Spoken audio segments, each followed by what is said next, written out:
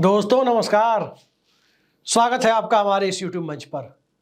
दोस्तों, इस देश के लिए एक बड़ा ही सुखद संकेत देखने को मिला है और सुखद संकेत इस रूप में कि देश के राष्ट्रपति एक सक्रिय राष्ट्रपति की भूमिका निभा रही हैं और इस देश को एक सक्रिय राष्ट्रपति की जरूरत है भी, क्योंकि देश में राष्ट्र प्रमुख और शासन प्रमुख के बीच तमाम तरह के मुद्दों को लेकर ऐसा लगता है कि कई बार जरूरत से ज्यादा सहमति दिखती है और rarest of the rare example देखें, बहुत कम तो जरूरत से ज्यादा मतभेद भी दिखते हुए सामने आते हैं और ये दोनों ही स्थितियां इस देश के लिए खतरनाक है।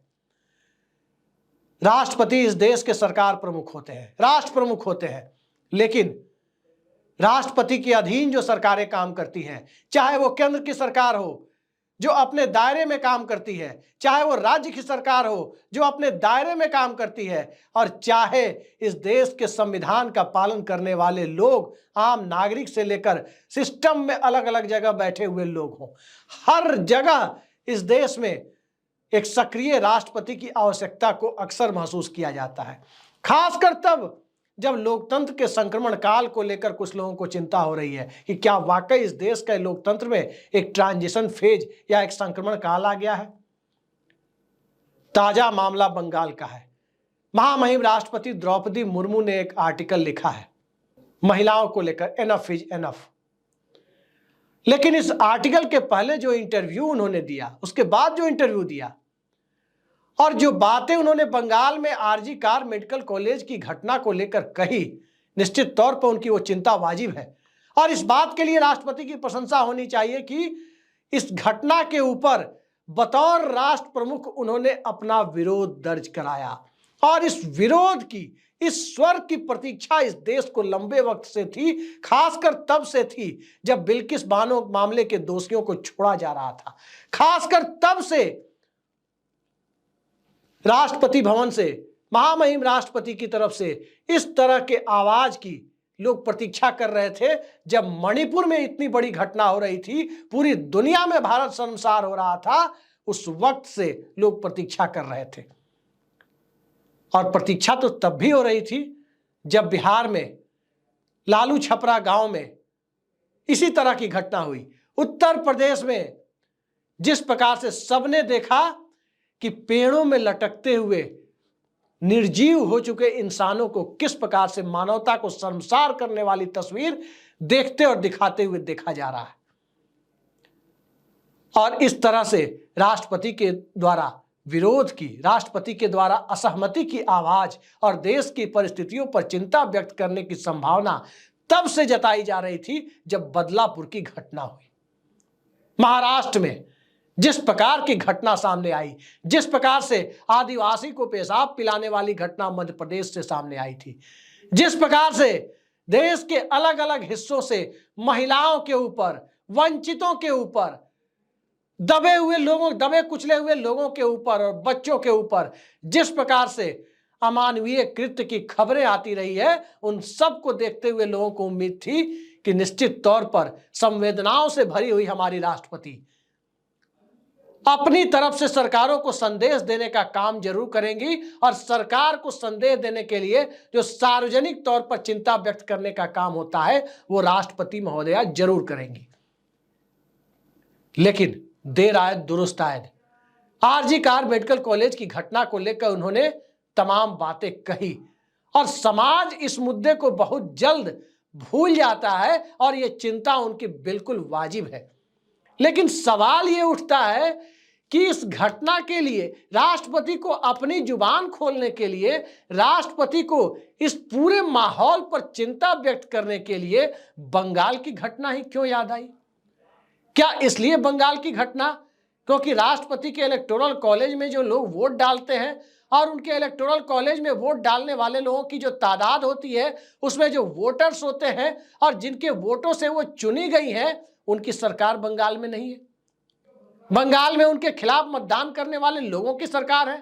क्या इस वजह से बंगाल की घटना को ही सामने रख करके चुनाव किया गया कि इसी टॉपिक पर बोला जाएगा?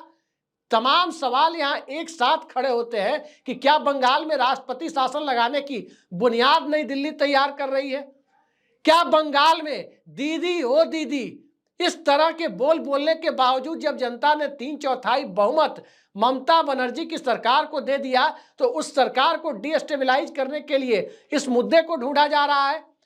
और ये इस देश के लिए, अगर बंगाल में राष्ट्रपति शासन लागू होता है तो क्या इस देश के लिए एक उपहास का पात्र नहीं होगा कि जिस मुख्यमंत्री के कार्यकाल में गुजरात में हजारों लोगों की जान चली गई थी, इतना बड़ा सांप्रदायिक बवाल हो गया था, वो मुख्यमंत्री बतौर प्रधानमंत्री किसी मुख्यमंत्री की सरकार को एक घटना को लेकर बर्खास्त करने की भूमिका बनाता हुआ दिखाई देगा।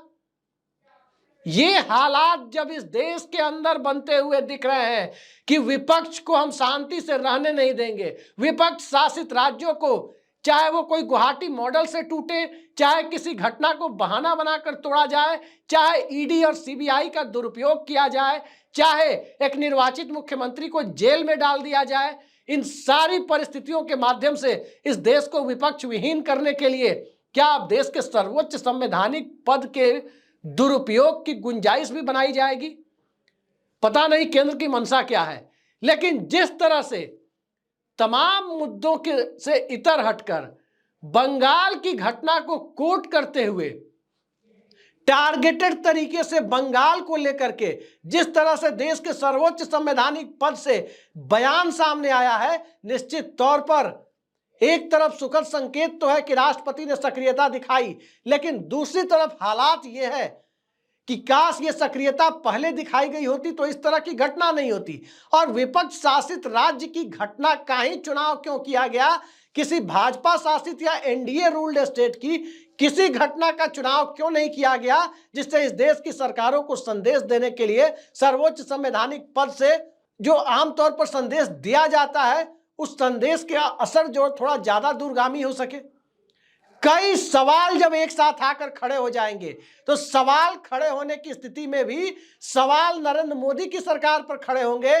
सवाल इस देश में कई बार जो जस्टिस चंद्रचूड़ कहते हैं, इस देश के मुख्य न्यायाधीश, न्यायपालिका के सर्वोच्च शिखर पर बैठे हुए व्यक्ति जस्टिस चंद्रचूड़ जो बातें कहते हैं कि न्यायालय के निर्णय भी आलोचना से परे नहीं है, आलोचना उनकी भी होनी चाहिए। तो क्या न्यायालय के निर्णयों की आलोचना जब होनी चाहिए तो पश्चिम बंगाल में विरोध प्रदर्शन करने की छूट और महाराष्ट्र में बदलापुर की विभत्स घटना के ऊपर विरोध प्रदर्शन करने की रोक, ये दोनों न्यायालय के फैसले हैं। तो आखिर इस देश के अंदर दो न्यायालय और दो विधान कैसे चल रहे हैं? दो न्यायिक फैसले, एक तरह के मामले, विरोध प्रदर्शन की परिस्थितियां, और दोनों में दो तरह का आदेश क्यों चल रहा है? ये सवाल इस देश में इसलिए खड़ा हो रहा है कि एक तरफ न्यायपालिका को लेकर खुद जस्टिस चंद्रचूड़ कहते हैं कि जमानत देने के मामले में अदालतों में एक तरह की का दबाव बना हुआ, उस दबाव की परिस्थितियों को जस्टिस चंद्रचूड़ खुद स्वीकार कर रहे हैं कि आमतौर पर जमानत देने के मामले में न्यायालय खासकर निचली अदालतें दबाव में महसूस कर रही हैं। तो क्या इस दबाव की परिस्थितियों को आज की राजनीति के संदर्भ में देखा जाए तो क्या विपक्ष शासित राज्यों में न्यायालय कोई अलग तरह के कानून के तहत चलेगा और जहां भाजपा और एनडीए शासित राज्य होंगे वहां अलग तरह के कानून के तहत व्याख्या की जाएगी? क्या यही भारतीय न्याय संहिता जो आईपीसी को रिप्लेस करते हुए नरेंद्र मोदी सरकार ने लाया है, क्या यही इसका संदेश है? क्या यही इसके पीछे की मंशा है? दरअसल इस देश में सबसे बड़ी और आखिरी उम्मीद लोगों की न्यायपालिका पर होती है, सबसे बड़ी और आखिरी उम्मीद लोगों की महामहिम राष्ट्रपति पर होती है, सबसे बड़ी और आखिरी उम्मीद लोगों की संवैधानिक संस्थाओं पर होती है। जब लोकशाही के अंदर जनता के चुने हुए प्रतिनिधियों की सरकार में तानाशाही प्रवृत्ति घर कर जाती है तो उस वक्त लोगों की उम्मीद इन दो संस्थाओं से होती है। लेकिन यहां दोनों के फैसलों को देख लीजिए।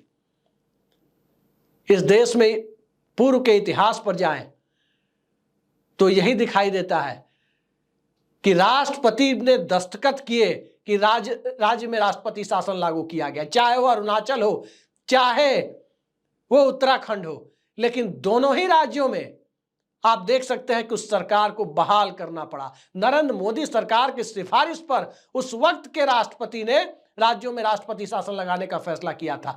मोदी सरकार को मुंह की खानी पड़ी, सरकार का फैसला पलटा गया। बिहार के राज्यपाल बूटा सिंह की सिफारिश पर मनमोहन सिंह सरकार ने बिहार में विधानसभा का गठन हुए बिना विधानसभा को भंग कर दिया था। उसके बाद रामेश्वर चौरसिया बनाम भारत संघ के मामले में सुप्रीम कोर्ट की संविधान पीठ ने फैसला सुनाया और साफ कहा कि जो अधिसूचना राष्ट्रपति भवन से जारी हुई थी बिहार में विधानसभा को भंग करने की, वो असंवैधानिक थी।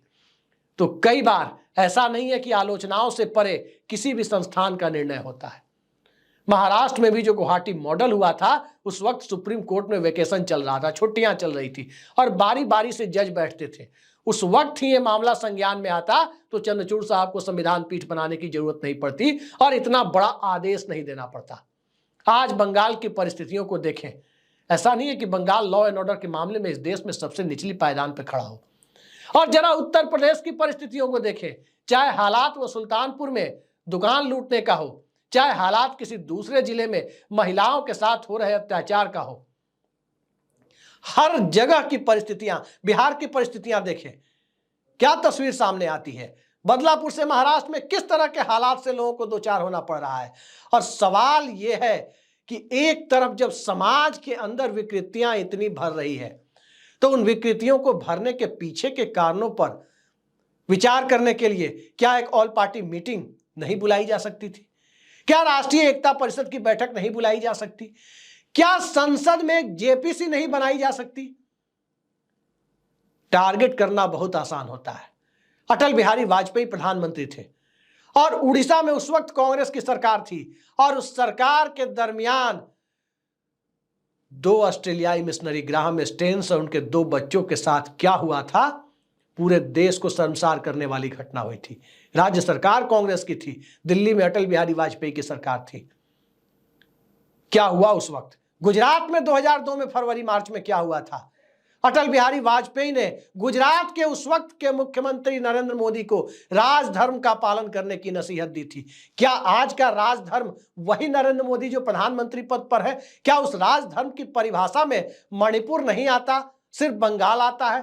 क्या उस राजधर्म की परिभाषा में उत्तर प्रदेश नहीं आता, सिर्फ बंगाल आता है? क्या उस राजधर्म की परिभाषा में महाराष्ट्र की सरकार और बदलापुर नहीं आता, सिर्फ बंगाल आता है? एनडीए रूल्ड स्टेट उसमें नहीं आते?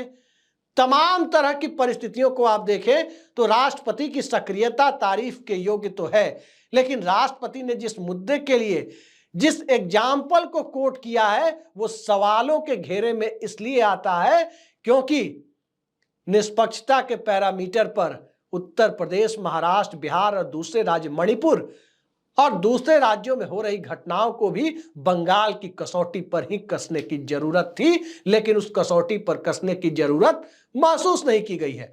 बंगाल के राज्यपाल दिल्ली आकर मिलते हैं, बोस साहब सरकार में शामिल केंद्र सरकार के बड़े बड़े लोगों से मुलाकात करते हैं, बंगाल की स्थितियों पर चर्चा करते हैं। क्या कभी महाराष्ट्र में जो बदलापुर में घटना हुई है, क्या उसके बाद महाराष्ट्र के राज्यपाल ने दिल्ली आकर के सत्ता में बैठे हुए बड़े बड़े लोगों से मुलाकात की? क्या उत्तर प्रदेश की राज्यपाल आनंदीबेन पटेल ने दिल्ली आकर के जो घटना हुई है, जो पेड़ में लटकी हुई जो तस्वीरें सामने आई है, क्या उसके बाद वो दिल्ली आकर के मिली है और उत्तर प्रदेश के हालात से रूबरू कराया है कि उत्तर प्रदेश में हालात बहुत खराब है? क्या बिहार में जिस तरह की घटना हुई है, चाहे लालू छपरा गांव में हुई हो, चाहे अररिया में हुई हो, क्या इस घटना के ऊपर आकर के बिहार के राज्यपाल राजेंद्र आर्लेकर ने दिल्ली में सत्ता में बैठे हुए लोगों को बताया है कि यह घटना हो रही है? मणिपुर के राज्यपाल अनुसुईया उइके तो 2 घंटे आकर दिल्ली बैठी हुई थी, सत्ता के शीर्ष पर बैठे हुए लोगों के साथ बैठ करके मणिपुर की परिस्थितियां बतला रही थी कि क्या है, लेकिन क्या कोई संज्ञान लिया? बड़े अफसोस के साथ कहना पड़ता है कि मणिपुर के मुख्यमंत्री का एक टाइप्ड इस्तीफा, जिसे भीड़ ने कथित तौर पर फाड़ दिया और सारे फटे हुए टुकड़ों को एक जगह इकट्ठा करके सीधे सीधे उसकी फोटो खींचकर वायरल की जा रही थी, ये हो रहा था। यही राजधर्म की आधुनिक परिभाषा तो नहीं है? और राजधर्म की इस आधुनिक परिभाषा में राजधर्म की नसीहत पा चुका मुख्यमंत्री जब खुद प्रधानमंत्री पद पर आसीन होता है, तो क्या उस परिस्थिति में किसी राज्य सरकार को राजधर्म की नसीहत या राजधर्म के पालन की परिस्थितियों को पर सवाल उठाने का नैतिक हक रह जाता है? बंगाल की घटना को कोई जस्टिफाई नहीं कर सकता। जितनी निंदा की जाए वो कम है। बंगाल में प्रशासन की व्यवस्था अगर इतनी चुस्त दुरुस्त होती तो स्वाभाविक था कि यह घटना नहीं होती, लेकिन उस घटना के ऊपर राजनीति करना और राजनीतिक विरोध को एक ऐसे दौर में जब सत्ता को खतरा महसूस हो रहा हो दिल्ली में कि इंडिया अलायंस तकरीबन 250 सीटों के साथ है और उस इंडिया अलायंस में ममता बनर्जी के सांसदों की संख्या भी 2.5 दर्जन के करीब है।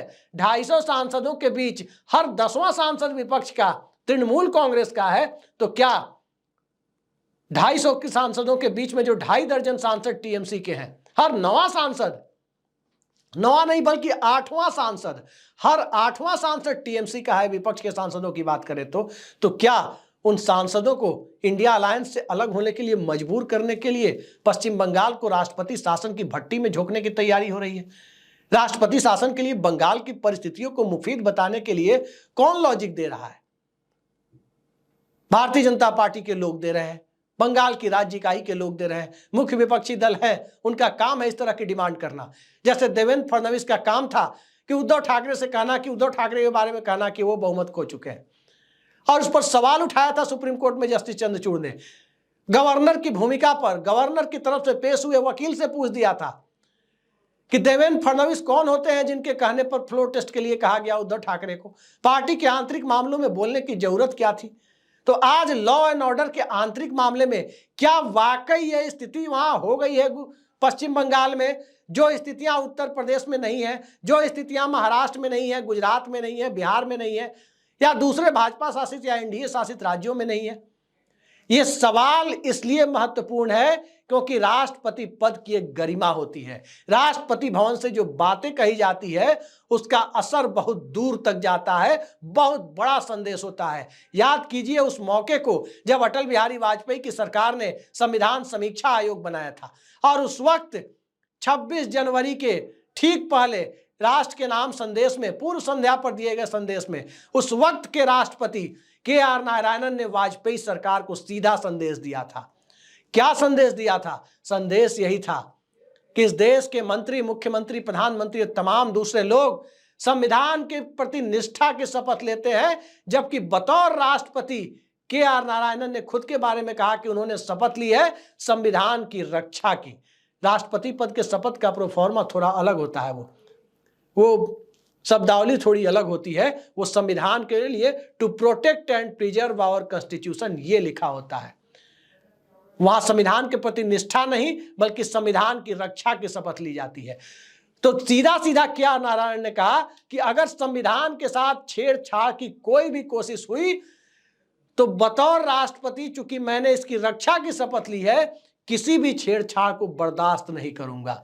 अटल बिहारी वाजपेयी की सरकार उस संदेश को समझ गई थी और संविधान समीक्षा का मुद्दा खटाई में चला गया। आयोग बना, आयोग ने रिपोर्ट दी, किधर गई, धूल फांक रही है, छोड़ दीजिए, लेकिन खटाई में चला गया। ये होता है राष्ट्रपति की तरफ से, सक्रिय राष्ट्रपति की तरफ से दिया गया संदेश। और कतई इसका मतलब ये नहीं निकाला जाना चाहिए कि पश्चिम बंगाल के मामले का जिक्र कर महामहिम राष्ट्रपति द्रौपदी मुर्मू ने जो आर्टिकल लिखा है और जो इंटरव्यू दिया है उसका मतलब यह है कि बंगाल में राष्ट्रपति शासन लगाया जाए, क्योंकि यदि इसके बाद बंगाल में राष्ट्रपति शासन लगता है तो इसका सीधा मतलब होगा कि व्यभिचार पश्चिम बंगाल में नहीं, व्यभिचार उससे भी ज्यादा बड़ा इस लोकतंत्र के साथ हो गया, वो व्यभिचार का शिकार हो गया। इसका मतलब यह निकाला जाएगा। लिहाजा राष्ट्रपति महोदया ने जो बयान दिया है, जिस तरह की बात कही है, निश्चित तौर पर वो प्रशंसा के योग्य है। उन्हें बहुत पहले इस तरह की बातें कहनी चाहिए थी, थोड़ी देरी हुई है लेकिन कोई बात नहीं, अच्छा बयान उन्होंने दिया है। और ये बयान बदलापुर से लेकर लालू छपरा बिहार तक और उत्तर प्रदेश से लेकर के बंगाल और मणिपुर तक और देश के दूसरे हिस्सों तक हर जगह लागू होता है और इसी परिप्रेक्ष्य में इसे देखा जाना चाहिए। राष्ट्रपति शासन की सिफारिश या राष्ट्रपति शासन की बुनियाद तैयार करने का काम कम से कम इस मामले को लेकर और इस बयान के परिप्रेक्ष्य में यदि केंद्र सरकार करती है तो निश्चित तौर पर केंद्र की सरकार में बैठे हुए लोगों की मंशा जो अभी सवालों के घेरे में दिख रही है और पुख्ता होता हुआ नजर आएगा कि क्या राज्यसभा में बहुमत का इंतजार इसीलिए किया जा रहा था। 12 सीटों के उपचुनाव के बाद राज्यसभा में एनडीए करीब करीब बहुमत में जा चुका है। राष्ट्रपति शासन कहीं लगता है तो उसे 30 दिनों के भीतर संसद के दोनों सदनों से मंजूरी दिलानी होती है।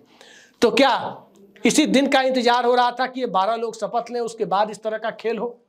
देखिए आने वाले वक्त में क्या होता है। लेकिन आज के बयान की, महामहिम राष्ट्रपति के बयान की सराहना की जानी चाहिए। बिना किसी तरह के राजनीतिक परिस्थितियों पर गौर किए सराहना का पात्र ये बयान है। उदाहरण भले ही सवाल उठाने लायक हो, सवाल हर नागरिक को उठाना चाहिए, सबका अपना अपना पर्सपेक्टिव है, उठाना ही चाहिए। लोकतंत्र की सबसे बड़ी बुनियादी जो शर्त है वो यही है कि सत्ता के शीर्ष पर बैठे हुए व्यक्ति से भी लोग सीधा उसके निर्णय से असहमति व्यक्त कर सके। असहमति की आवाज ही लोकतंत्र की खूबसूरती है। चाहे कोई कितने भी ऊंचे पद पर बैठा हुआ हो, उससे असहमति लोकतंत्र की परिस्थितियों को मजबूत बनाती है।